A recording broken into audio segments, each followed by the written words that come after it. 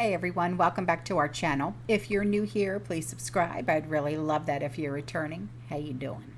Grab your coffee, maybe a snack, and let's get into it. So, I haven't done one of these videos in a very long time, but I feel that it's important because we are having a lot of new people come into the prepping community.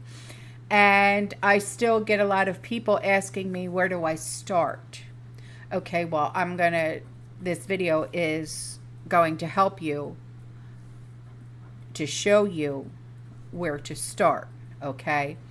Now, getting started with prepping and building a food stockpile can be overwhelming, okay? So I want you to just take some time and calm your mind, okay?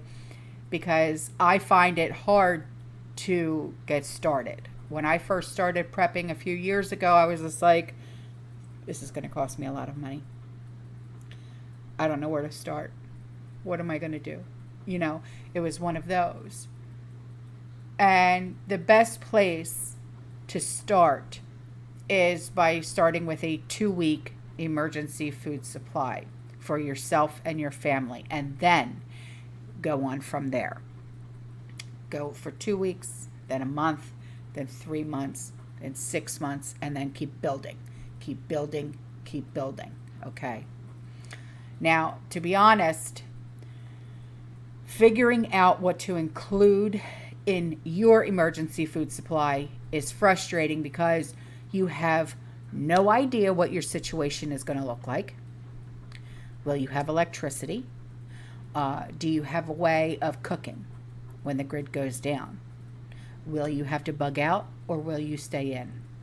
So it's impossible to know the answer to all of these questions because I'm not you. You know what I mean? So you're going to have to assess your own situation because of your own location and your own lifestyle.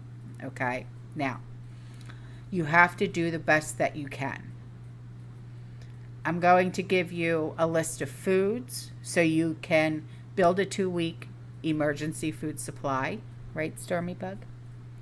So if you have a prepper notebook, please get that out and a pen, okay? Now, these are some considerations when creating a 2-week food supply list. Now, when you're looking for examples for a 2-week supply foods like online, let's just say, you'll find all kinds of different lists. Most are essential foods, but some people opt to simply buy like ready-made buckets of MREs and, you know, that have this amount of calories to feed your family. These are expensive, but they do get the job done. But when you're building your emergency food supply, there are considerations that have to be taken into consideration here, okay? What is the size of your family? That's your first consideration, okay? The first thing you need to think about is the size of your family. On average, adults need about 2,000 to 2,500 calories a day. Children, about 1,000, a little bit more maybe. So when you're planning your food supply, think about how much your entire family needs to eat every single day. Now, what do you eat?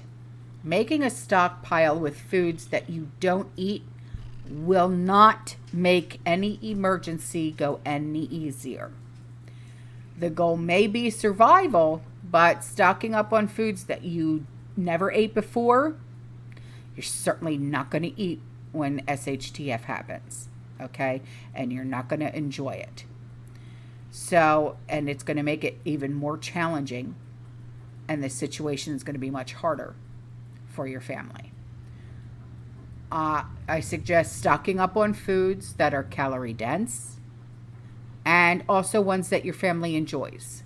Do not be afraid to add comfort items. During an emergency, we all need that comfort, okay? What is your favorite cookie?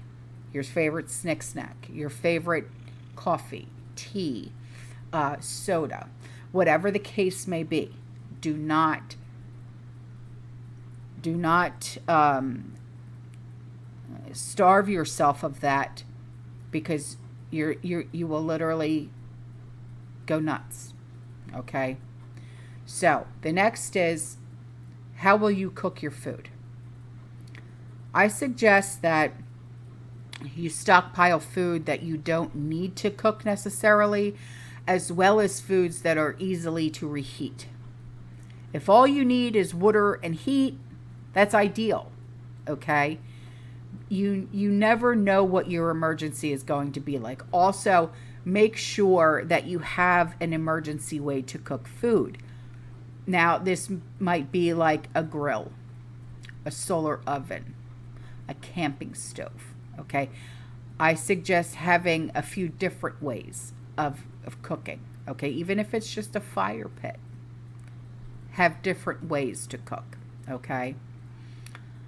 Because, the next thing is electricity may be gone. Many emergencies involve the electricity going out, like a snowstorm, a hurricane. So you want to make sure that you are stocking up on non-perishables for your 2-week emergency stockpile.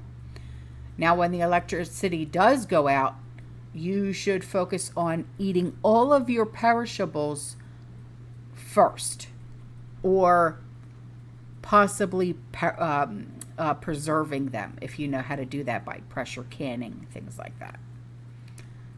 So if you have a grill, if you have a campfire, or like a fire pit, a gas or a gas stove, okay, it's possible to pressure can to preserve your food. Eat through as much of the perishable foods first, and then move on to your non-perishables. All right. Now, the most popular 2-week emergency food supply list is this: rice, canned meat, beans, oatmeal, canned fruit, pancake mix, soup, powdered milk, canned vegetables, cereal, spaghetti sauce, peanut butter, coffee or tea, honey, jam, syrup, packaged meals, oil, spices and condiments, pasta, nuts, and salt. Now, this is a basic list, okay? And taking a look at it, you might wonder, how are you going to turn this into that, right? For your family. Now, I have children, I have grandchildren, okay? So turning these items into 14 breakfast, 14 lunch, 14 dinner, okay? It seems a bit on the far-fetched side. So if you feel the same way, you're not alone. So I'm going to show you, okay, what meals you can make out of this. Here's some breakfast ideas: oatmeal packets with canned fruit, pancakes, cereal with powdered milk.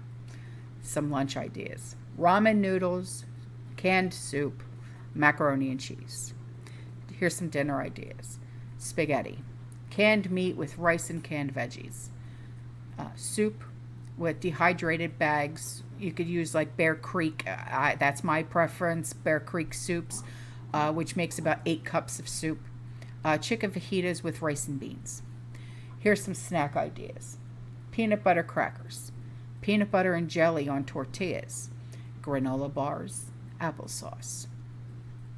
Now, this is what you'll need to buy: oatmeal box packets, 1 box per person; pancake mix, 1 box per person; syrup and jam, 2 bottles of each; canned fruit, 5 cans per person; cereal, 2 boxes; powdered milk, 1 or 2 large of the resealable bags; ramen noodles, 2 or 3 boxes; macaroni and cheese, 4 or 5 boxes per person; pasta, 6 to 10 boxes; spaghetti sauce, 6 jars, maybe 7 or 8. It all depends on how much sauce you like, okay?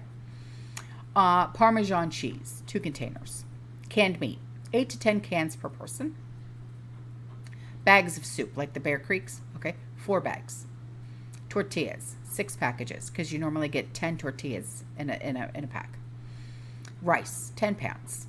Beans, 10 cans. Crackers, 1 to 2 boxes per person. Peanut butter, 1 jar per person. Granola bars, 1 pack per person. Applesauce, 1 large container per person. Oil, spices and condiments, sugar, coffee, tea, and salt. Now is the time to make a plan.